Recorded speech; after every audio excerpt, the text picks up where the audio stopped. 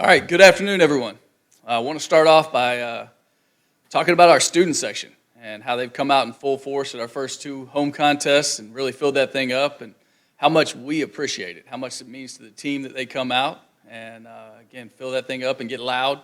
Look forward to having them at another great home game this weekend, and hope that we have their continued support all year, and we hope we can turn that student section into a really live atmosphere and a real home field advantage. And so we appreciate those guys coming out. I think we all know that we played a really good Texas team. And looking back at the film, we did a lot of good things. But we ran into a bit of a buzzsaw with their athleticism. I thought they were well coached. I thought they played really hard. And some big freaky dudes, to say the least. In the last week, looking at last week, I think that we saw some of our players really do some big things under some big lights in a big game. I think Blaze Aldridge was spectacular with 8 or 9 tackles, 4.5 tackles for a loss, and the sack. And, I think the biggest compliment you can get is when you have friends on the other staff and they text you about his play and how much of an impact he had in the game. I thought that was really exciting. I think I look at our offense and see some of the things that were really good there. I think Austin Trammell certainly looked like he believed in any game that could be played. And I think his confidence is continuing to grow. And Justin Gooseberry is another guy that got a lot of recognition from the scouts coming out of that game and had a really solid performance as well. Again, there's bright spots, and then there's the things like that keep popping up at the end of the game. The kickoff return was a real negative as we were starting to have some progress on offense and defense. The kickoff return was not what we wanted to see late in the fourth quarter. But anyway, we're going to keep building. We've got a coaching staff and a group of players, a group of men that are coming into this building and are just working. They're doing the things that I want from them week in and week out. This team has heard me talk a ton about process and plan, just like you all have. And we understand that we're in the middle of the process and the plan, and we're starting to see small victories, and we want to see big victories. So the only way to fix that, the only way to get where we want and to come out the other side is to continue to work. I think the reality, the toughest part of striving for greatness is the journey, very simply. And we know that, we acknowledge that, and we all want it to happen faster. Promise nobody faster, and nobody's in more of a rush for it to occur than me. But we're going to step back and keep working on the process and work on the things that win games, and know that we're building a very solid culture. And also we're working and looking forward to taking those steps that become those big things that we've talked about, those wins. And as we know, it's a bottom line business. This weekend, great Baylor team coming in here. They've scored a ton of points. Their offense has been on fire.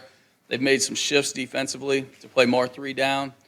Still, obviously, they have the ability to go 4 down and play some of that, so we're going to have to prepare for both.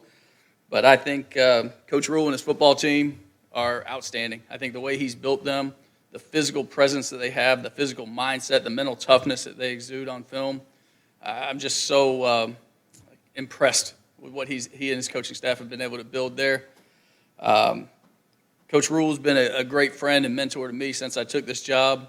And I never do this. I never call a head coach the week we're going to play. But I called him Sunday night. He answered on the first ring like he always did.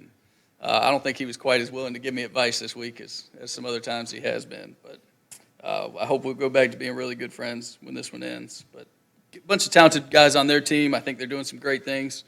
But the thing that stands out to me is the physical level that they're playing at and the level of execution on both sides of the ball. They're doing a great job right now.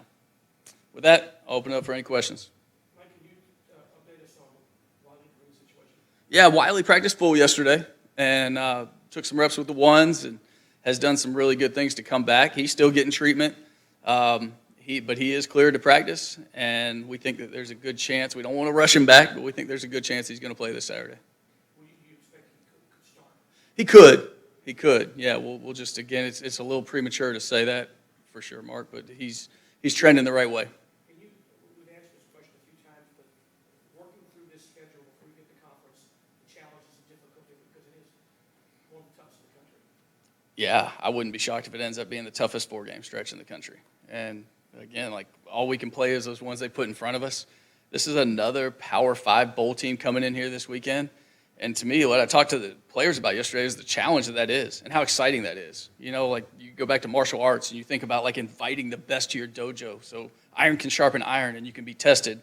And we haven't passed those tests yet, but we are getting better because of it. And this is another one where I don't think anybody on our team is going to walk into that stadium as a sacrificial lamb and say, here I am, slay me. We're going to go out there and fight. And if we can play better, if we can play and lean more on our technique, who knows? We just want to take this team to deep water in the fourth quarter and see how this thing comes out. Can you talk a little bit about the similarities that you see between Texas and Baylor's offenses? Between their offenses? Well, I guess this. I mean, Brewer is where it starts for them, just like Ellinger is for Texas. He's a talented kid. These guys have more of a stable of explosive backs, so I think that's a similarity. There's more talented backs, and obviously Texas went into it. We weren't sure if they'd have more than one back. Talented offenses in that regard. The Mims kid, number 5, has been exceptional the last couple of weeks, so they got explosive talent down the field too. I mean, that's the bottom line. They're a bowl team. They're probably not quite as old as Texas is when you look across the roster. I saw Matt said the other day that in his 2 years and 2 games, he's played 81 true or redshirt freshmen. That's an unbelievable number.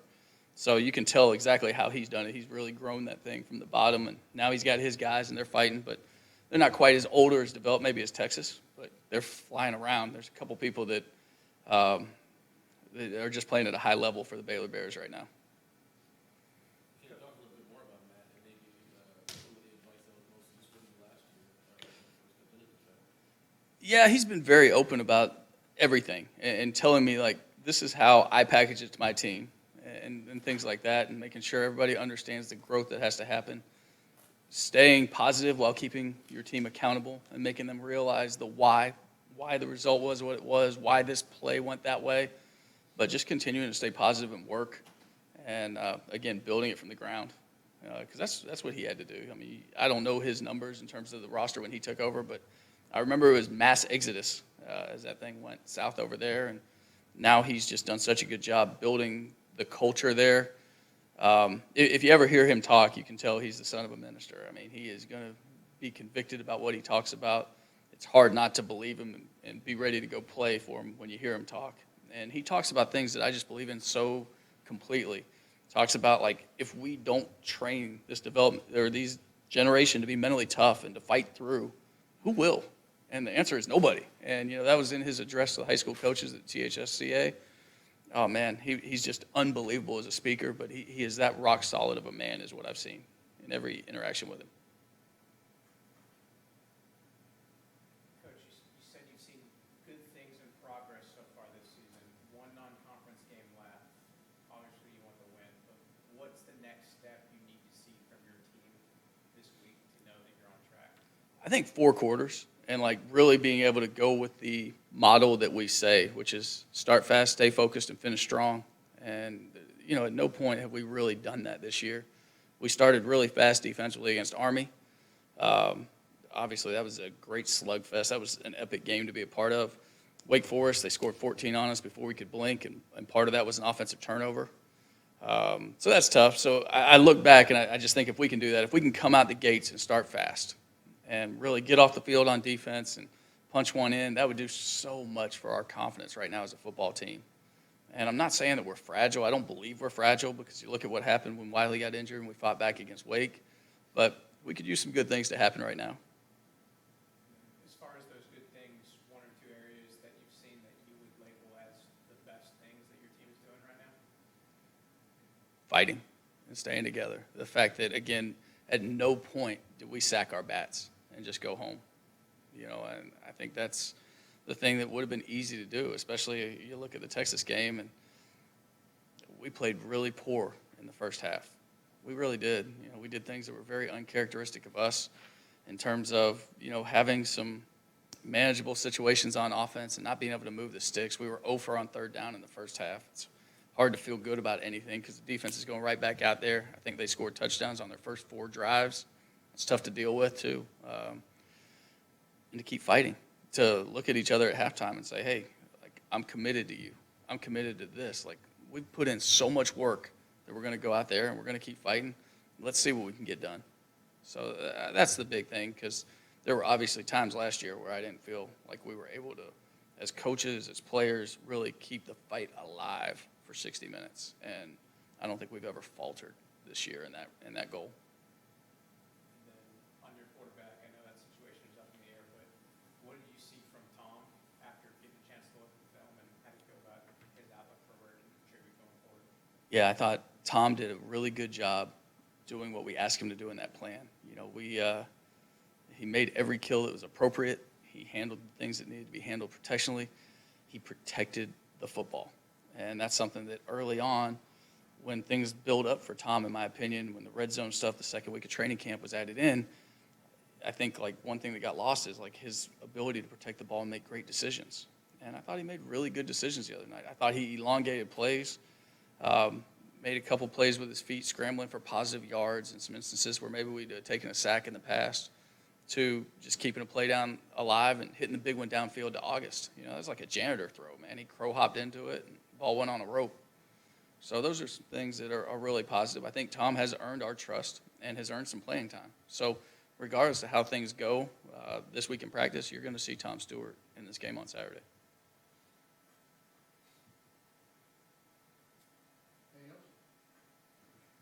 All right. Thank you all very much.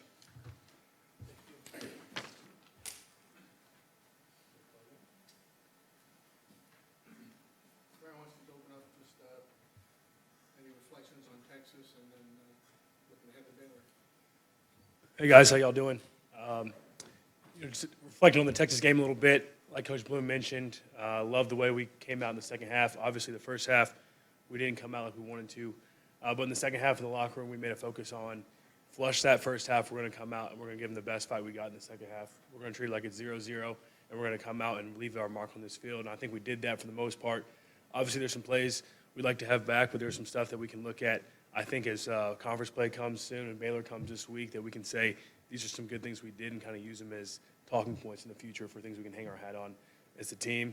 And as Baylor come to town this week, another great team, big up front, fast, physical, they fly around, well-coached group. You can see that on film.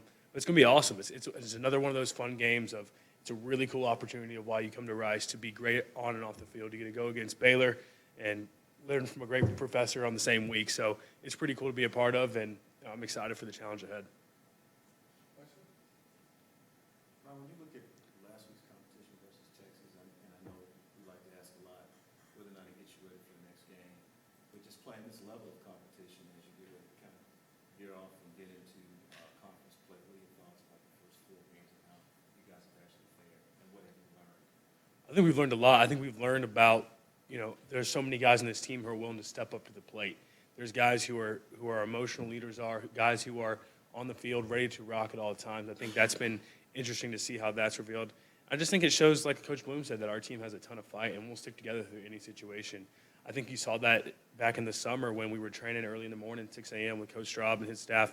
I think they really prepared us well for dealing with adversity. And when you're doing those runs in the summer where, okay, the first quarter is tough, you just ran a 300-yard shuttle, how are you going to respond when you have to go run another one? And I think that's where we can fall back on our training and be prepared for what conference comes, and when we're going to have a lot of tough games in conference as well, but using these early challenges to build our team rather than to tear it down. Brian, before you came here, how much were you looking at games like Wake Forest and Baylor and Texas? Those are all super fun when you see those on the schedule for sure. Being from North Carolina, the Wake game was really important for me. I have a lot of friends that play at Army as well, and then playing Texas at NRG, that's a once in a lifetime opportunity to go out there. That's something you can look back on and tell people about. Hey, I started against Texas at NRG, and a lot of guys can say they've had playing time. We had a lot of guys get in that game, and then Baylor as well. It's going to be a home game, night game, Power 5 opponent. I mean, just awesome atmosphere, awesome opportunity that I think everyone on the team is absolutely thrilled about taking on. So we're excited about it. You've known Coach Bloom for as long, if not longer, than everybody else on the team. This next step with him coming to Rice, has the transition, the change been everything you expected? Or? It's probably been more than I expected. It's been awesome. I was really excited to come in here and see how much of a step they've taken from when we played Rice back in my days at Stanford, and this program's really heading in the right direction. We got a lot of guys in here who are believing in this plan, believing in this vision, and are ready to continue following that, continue embracing intellectual brutality on and off the field, and just all in. And I think that's what you'll see is if you talk to anybody on the team, you could pick them out and say, how do you feel about this team right now? Everyone is still going to be positive. Everybody's still uplifted because we see that even though the results aren't happening exactly like we want on the field, things are headed in the right direction. That's encouraging. Anything else? Thanks, Trey. Thank y'all.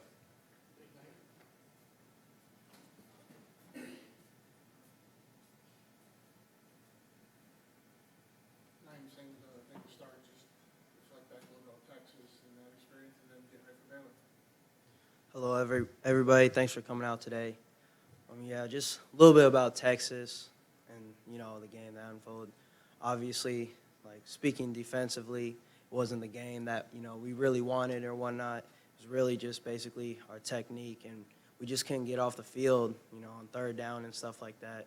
But, we're ready to come back this week, and, we're going to come every day to work, and we're going to be ready to go. Oh, yeah. A little bit about Baylor. Obviously, fast, physical team.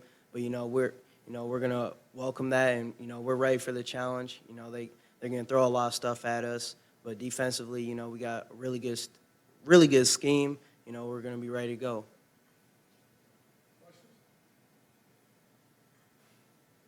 You look at a team like Baylor, obviously big and physical. Other than that, kind of talk about what sticks out from your position. Why? From your position at safety, what kind of sticks out to you? What do you see in that Baylor team? Obviously, like, big and physical, but also, just watching film, I've just been really, like, from them, I've just seen, the different stuff that they'll throw out. Like, they'll go some, like, unbalanced sets, stuff like that. Talking, like, schematically. Yeah, Like, are they similar to Texas at all? you said what? Do they do anything like what Texas does? Yeah, I mean, they run a lot of speed formations I've seen. They will go 4 wide, but they also do double tight wing, or if you call that.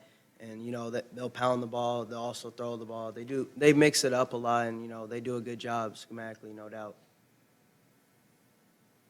What's been the biggest adjustment for you coming from playing JUCO teams to playing teams like Wake Forest and Texas?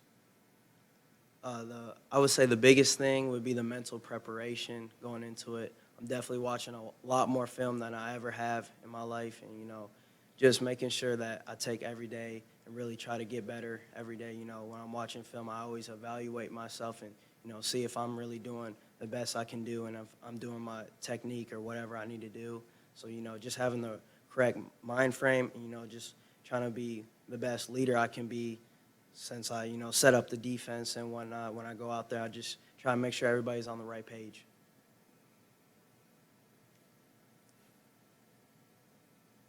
Anything else? Thanks, Nate. All right, thank you. Thanks for coming.